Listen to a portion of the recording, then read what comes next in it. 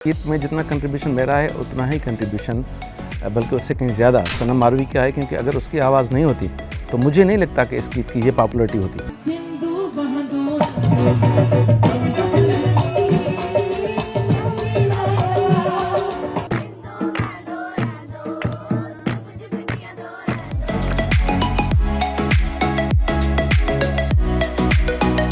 तो जब ये लिखा गया था तभी इसकी अपने दरिया को ट्रिब्यूट करना है, उसको बचाने की बात करनी है।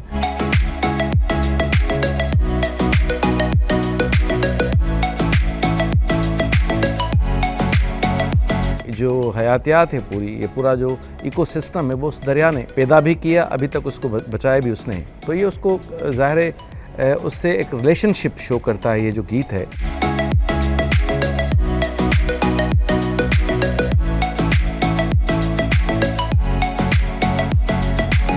ये गीत तो खैर पुराना था, पर हुआ ये कि रिसेंटली जब ये केनालों का इशू फिर से उभरा तो ये गीत मैंने सोशल मीडिया पर शेयर किया।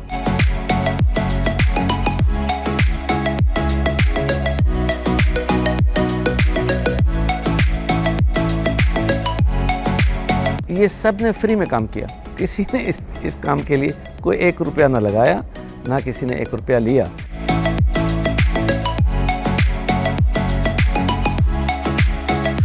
तो आप समझे कि ये सब कुछ सिंधु दरिया के मरहून मिन्नत और उसकी मोहब्बत में हुआ।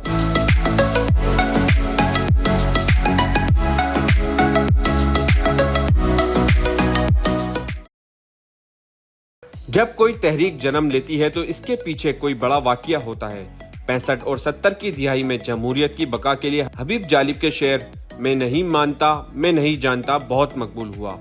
इस वक्त सिंध में सिंधु दरिया पर 6 नई मुतनाज़ा किनालों के मामले ने जन्म लिया तो सिंधी अदबी बोर्ड के चेयरमैन इसाक समेजो का लिखा हुआ नगमा सिंधु वाहदो राहदो, इस नगमे ने सिंधु दरिया पर नई किनालों के खिलाफ तहरीक को जन्म दिया और इस गैर सियासी तहरीक का ईंधन बना।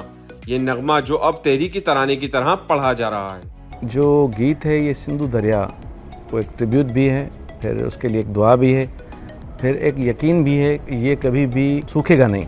और इसमें जो पानी है जो कि ज़ाहिर है जिसने एक तहज़ीब को जन्मा है, जिसने हज़ारों सालों से एक ख़ित्ते के लोगों की को ज़िंदगी बख्शी है, वहाँ के पौधों की, वहाँ के परिंदों की, वहाँ के जानवरों की, वहाँ के पेड़ों की। और वो ताल्लुक़ ये नहीं है कि हम सिंधु दरिया से कोई पानी पी रहे हैं, कोई सिंधु दरिया एक नदी है जो कि बह रही है सिंध के बीच में से।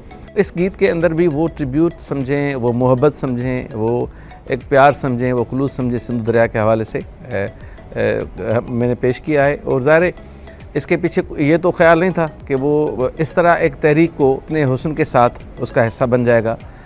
और मैं समझता हूँ कि किसी भी शायर के लिए सबसे बड़ी खुशी की बात यही हो सकती है उसने जो लिखा वो उसके वतन, उसके लोगों, उसके दरियाओं या उसके किसी मसले में वो किसी तहरीक के काम आया। तो यही एक बात हो सकती है कि आपके अशार जो हैं वो लोग किसी तरह गाएं, किसी तरह सेलिब्रेट करें, किसी तरह उसको अपना समझें, किसी तरह अपने दुख का मदावा नज़र आए उनको उनमें।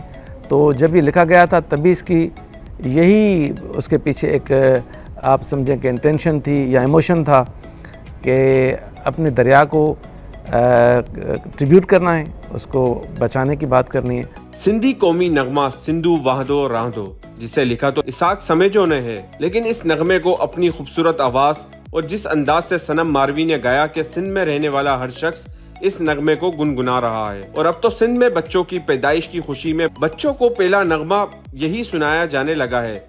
इस नगमे की कंपोजिशन सिंध के वजीर तालीम सरदार शाह ने की।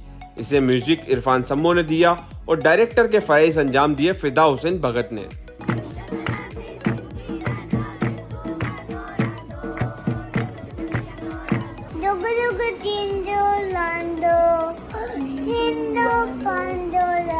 दोस्त हैं कादिर सरकी, वो लंदन में रहते हैं, तो उसने मुझे फ़ोन किया कि यार ये मैंने गीत सनम मारवी को भेजा है और उसे बड़ा अच्छा लगा है, तो वो चाह रहे कि इसकी धुन मुझे किसी तरह किसी से बनवा के दें। तो ये भी इत्तेफाक की बात है कि उस वक्त जब मेरी उससे बात हो रही थी तो हम सरदार शाह और मैं और कुछ दोस्त साथ बैठे थे।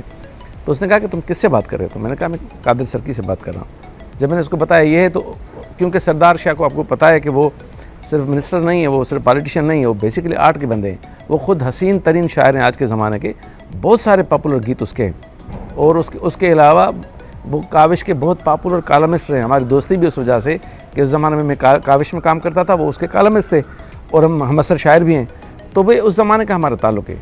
तो जब उसने कहा तो अच्छा इसकी धुन चाहिए, तो वो ख़ुद भी गुनगुनाता है, उसको म्यूज़िक का बड़ा पता है, तो उसने कहा कोई मसला नहीं, हम अभी बनाते हैं। तो ऐसे ही महफिल में गुनगुनाते हुए उसकी धुन बनी। फिर वो हमने किसी एक मेरे छोटे भाई हैं जो म्यूज़िक जानते हैं, उनको हमने कहा कि आप इसके पीछे म्यूज़िक दे दें।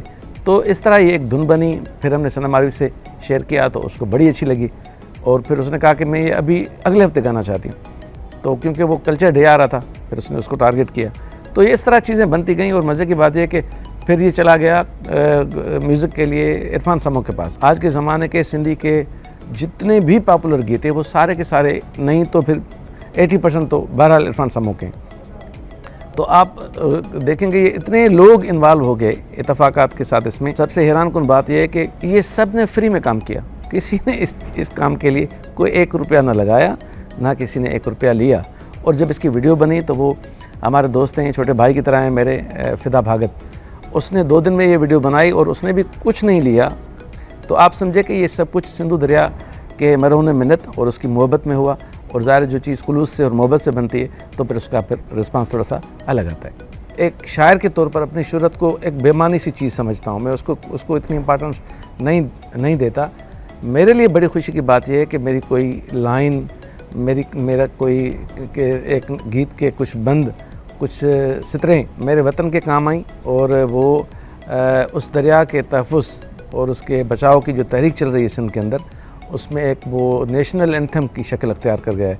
हबीब जालिब का सिर्फ ये रोल नहीं है कि उसने ये गीत लिखा, उसने पाकिस्तान में जमहूरियतों की बहाली के लिए जो कुर्बानियाँ दी हैं, उसने जो आमरियतों के ख़िलाफ़ जो लड़ाई लड़ी है, जो लोगों के हकूक़ के हवाले से जो उसका रोल है, तो मैं तो उसके आगे कुछ भी नहीं हूँ। मैं समझता हूँ कि इस गीत में जितना कंट्रीब्यूशन मेरा है उतना ही कंट्रीब्यूशन, बल्कि उससे कहीं ज़्यादा सनम आरवी का है, क्योंकि अगर उसकी आवाज़ नहीं होती तो मुझे नहीं लगता कि इस गीत की ये पॉपुलरिटी होती।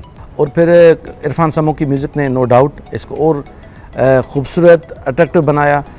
फिर उसकी ट्यून और उसकी जो कंपोजिशन है वो तो ज़ाहिर है इतनी हसीन है कि मैं सरदार शाह के अगर थैंक्स भी करूं तो वो छोटा लफ्ज़ है। बहुत ही छोटे बच्चे जिनको पता नहीं कि सिंध क्या है, जिनको पता नहीं कि सिंधु दरिया क्या है, जिनको पता नहीं कि पाकिस्तान क्या है, जिनको पता नहीं कि सिंधु दरिया पर कैनाल बनने का मतलब क्या है, कैनाल क्या होते हैं, अब जब वो गाते हैं तो उसका मतलब ये है कि उनकी जीन्स में, उनके वजदान में, उनकी रूह में, उनके खून के अंदर वो जो चीज़ पहले से ही मौजूद है, यानी कि अपने वतन से मोहब्बत की बात। सिंध कौम परस्त जमातों के रहनुमा ज़ैन शाह हों या कादर मक्सी, या फिर सिंध की अपोजिशन जमातें PTI या GDA, जिनकी कोई भी एहतिजाजी रैली और जुलूस, सब इस नगमे के बगैर अधूरे हैं।